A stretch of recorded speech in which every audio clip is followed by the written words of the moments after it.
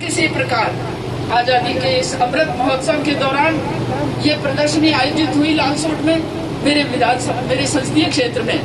मैं आपको इसलिए कहना चाहती हूँ कि इस प्रदर्शनी का सार्थक यदि कोई मूल्य है, वो सार्थक मूल्य हमको समझना पड़ेगा।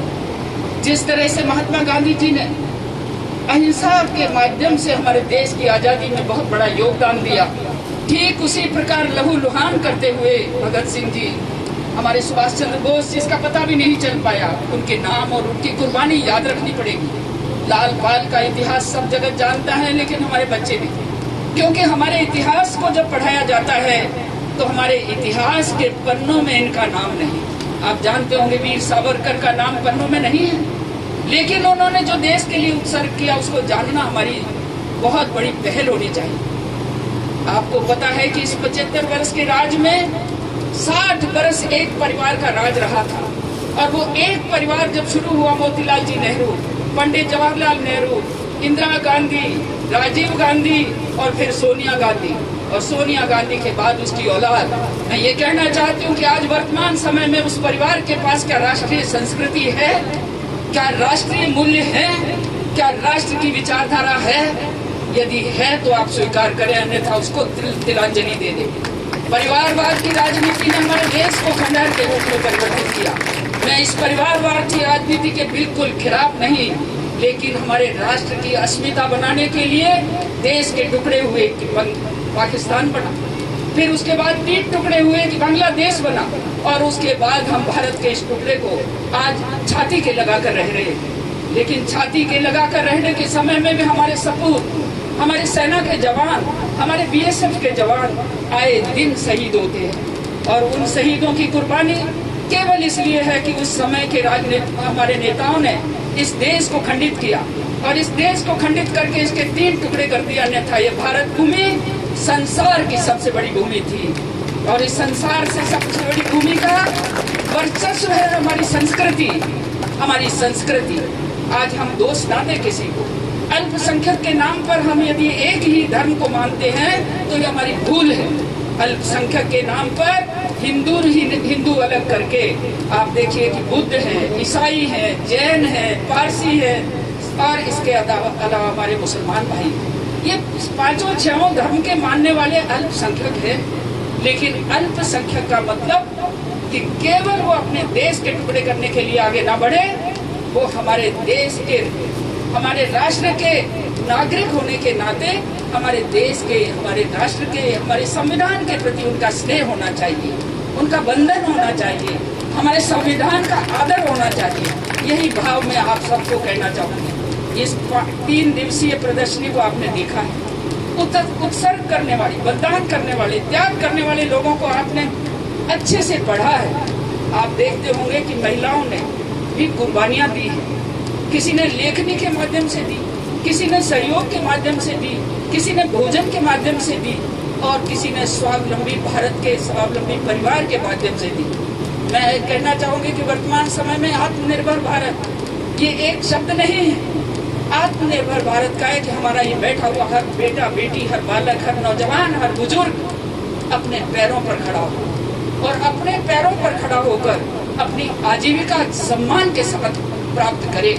ये कैसे कर सकता है? भारत सरकार की 172 योजनाएं, और वर्तमान समय में इन योजनाओं को जिस तरह से अपोजिट सेक्शन के लोग, विरोधी पार्टियों की सरकारें जिस तरह से इसको दबोच रही हैं, लाभार्थी तक, उस अंतिम व्यक्ति तक नहीं पहुंचने दे रही, उनको भी मेरे बेटा बेटी अच्छी तरह से पढ़ करके, समझ करके उस गरीब की मदद करने के लिए आगे बढ़ेंगे। क्योंकि आपके पास अब टेक्नोलॉजी है, और इस टेक्नोलॉजी के माध्यम से सरकारें क्या कर रही हैं, आपकी सांसद कहाँ है, आपका विधायक कहाँ है, आपका मंत्री कहाँ है, क्या काम कर रहा है, इसकी पूरी जानकारी इस टेक्नोलॉजी के माध्यम से आ जाती है।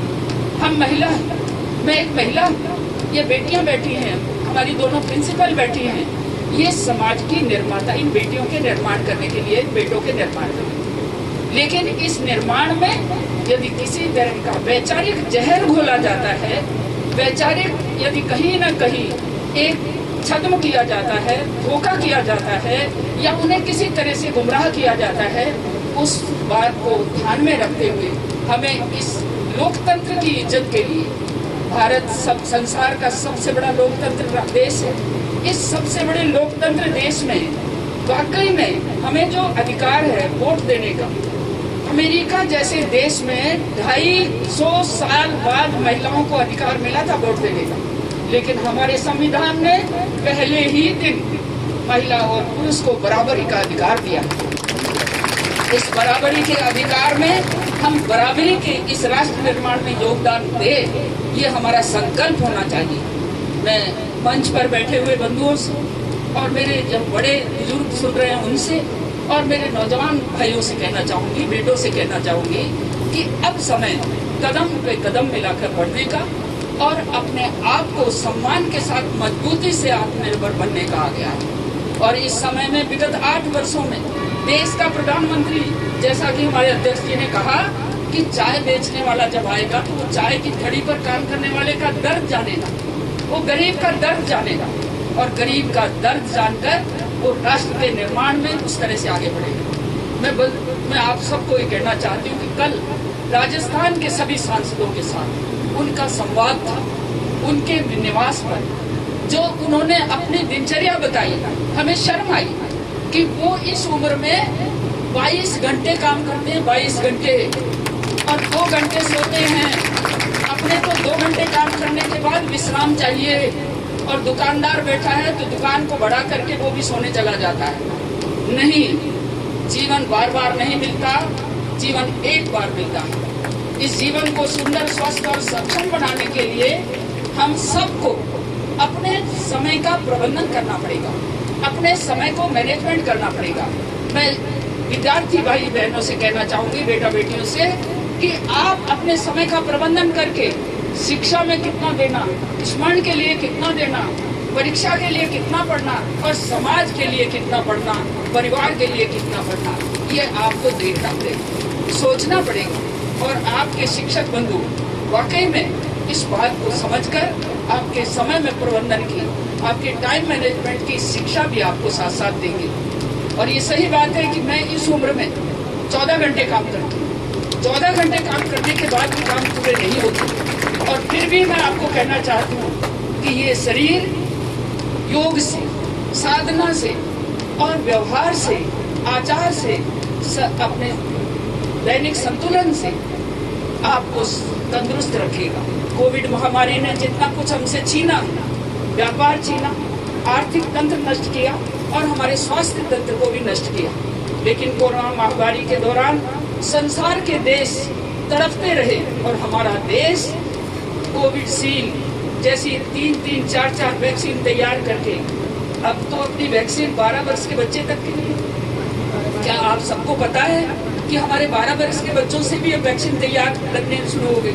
ये हमको पूरी मस्तदी के साथ और पूरे योग से, मनोयोग से हमको अपने बच्चों को सुरक्षित करना है, अपने बच्चों को, बुजुर्गों को, सबको सुरक्षित करना है।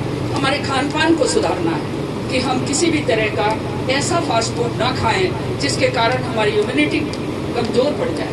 तो आप ये जानते होंगे कि इस देश के अंदर अब एक ऐसी बयार चल पड़ी है कि ये देश पुनः जगत गुरु बनेगा, बनकर रहेगा। हमारे नौजवानों के हाथों में बहुत कुछ है। आज देश 60% नौजवानों के हाथ में है। ये 60% नौजवान जब हमारे अपने दोनों हाथों और दिमाग को मजबूत करके आगे बढ़ेंगे तो दुनिया की कोई ताकत नहीं कि हम बेरोजगार रहें। ये बेरोजगार शब्द कहाँ से आया? सरकारी नौकरी नहीं मिली तो मैं बेरोजगार हूँ?